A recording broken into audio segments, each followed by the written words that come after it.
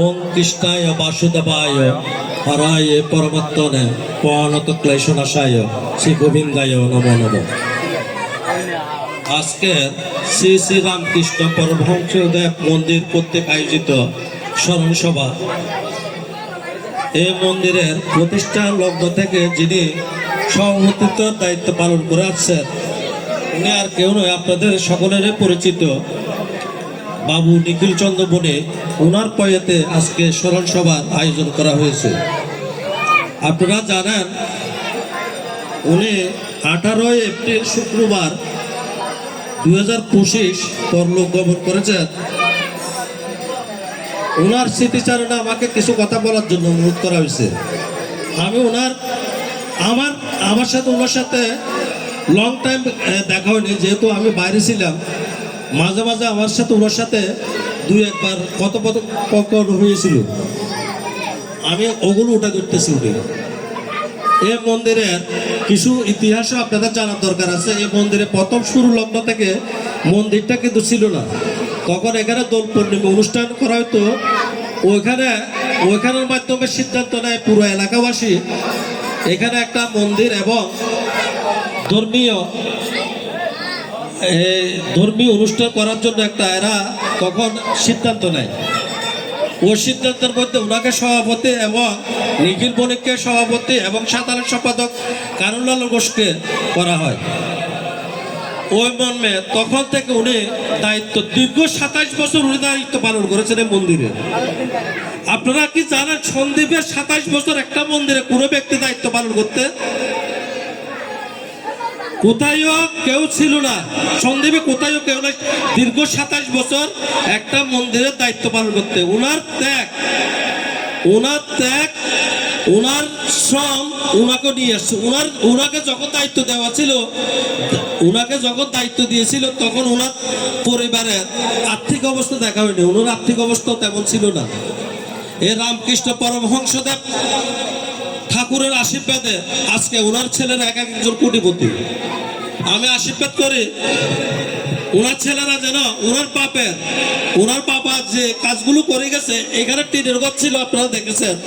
এই টিনের ঘর থেকে সকল সনাতনীদের নিয়ে, এবং উনি শুধু ধর্মপরায়ণ ব্যক্তি ছিলেন না, উনি দাতাও ছিলেন। অনেকে জানেন না। আমি আপনাদেরকে একটা ছোট্ট উদাহরণ দিতেছি। আমি যখন একবার কুয়েত থেকে যখন আসছিলাম, তখন বৃষ্টির সময় এক বণিক মহিলা সকালবেলা ওনার বাড়িতে গেছে। ঘরে টিন ভাঙা, ওই ঘরের মধ্যে পানি পড়তেছে। উনি আমাকে ডাকে জিজ্ঞেস করলো, মহিলা কান্নাকাটি করতেছে ঘরের ও টিন দেওয়ার জন্য। এখন আমাকে বলতেছে, কাকু ওনার এরকম জীবনে তো অনেক ভালো কাজ করস তুই, আমি জানি। এখন ওনার ঘরে আমরা অন্তত পক্ষে টিনের সাউন্ড দিয়ে যদি ঘরটা বাঁধে দিই, ওনারা অন্তত পক্ষে থাকতে পারবে ভালোভাবে। তুই এক কাজ করিস, তুই একবার ঠিক দিস। আমি বললাম আচ্ছা ঠিক আছে।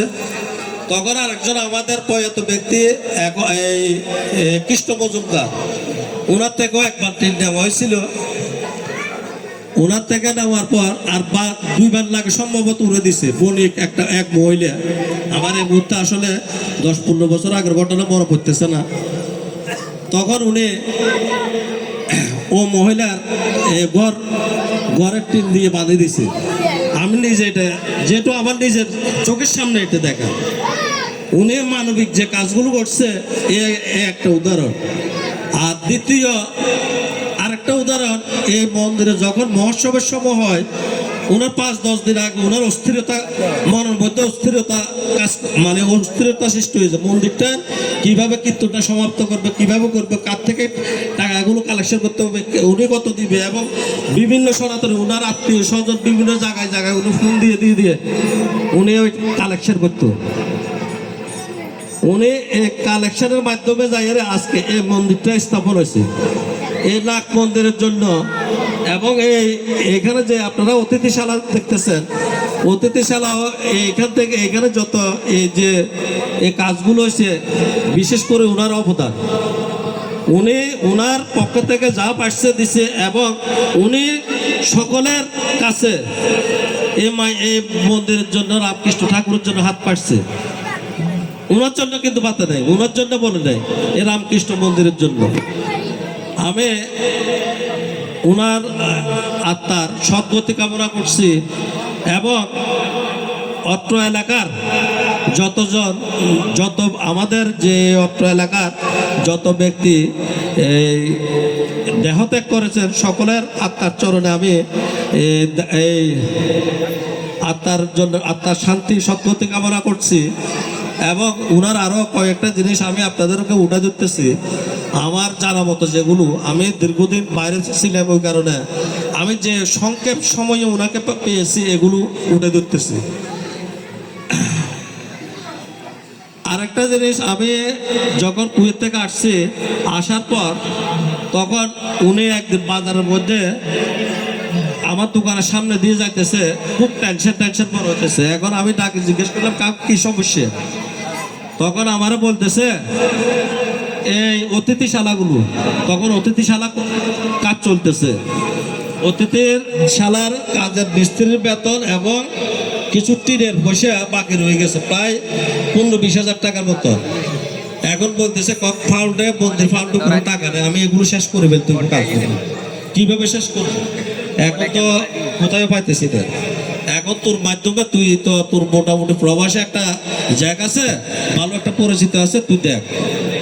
তখন আমি ওনার সামনে হাটে তার দোকানে গেছি, মামু জুয়েলার্সে, ওইখানে যে গিয়ে আমি আমার বন্ধু বান্ধব সার্কেল থেকে, তখন আসলে ভগবানের কি কৃপা, আমি 4টে না 5টা ফোন, 4 জায়গায় না 5 জায়গায় ফোন করছি, 70,000 টাকা, 70,000 টাকা সাথে সাথে 2 দিন পর আমি এই মন্দিরের যারা আছে দায়িত্বশীল তাদের কাছে পৌঁছে দিছি। আপনি চিন্তা করেন, যে মন্দিরের কাজ বন্ধ ছিল ওই মন্দিরের জন্য আপনার 2 মিনিটের মধ্যে 70,000 টাকা কালেকশন হয়ে গেছে। এখন এটা রামকৃষ্ণ পরমহংসদেব ঠাকুরের আশীর্বাদ এবং উনার ত্যাগ। উনি যদি আমার কাছে না যাইতো এটা কখনো হইতো না। তাই আমি আমাদের অত্র এলাকার যারা আমার সনাতনী মাতৃমণ্ডলী পিতৃমণ্ডলী যারা আছেন, আমি উনার পরিবারের এবং উনার জন্য সদ্গতি কামনা করছি। এবং আপনারা আমার সাথে সাথে 3বার আমাদের অত্র এলাকা যারা দেহত্যাগ করেছে 3বার আমার সাথে হরে কৃষ্ণ মহামন্ত্রটি আমার সাথে 3বার বলবেন, 3বার 1 মিনিটের মধ্যে উনাদের আত্মার শান্তি কামনায়। হরে কৃষ্ণ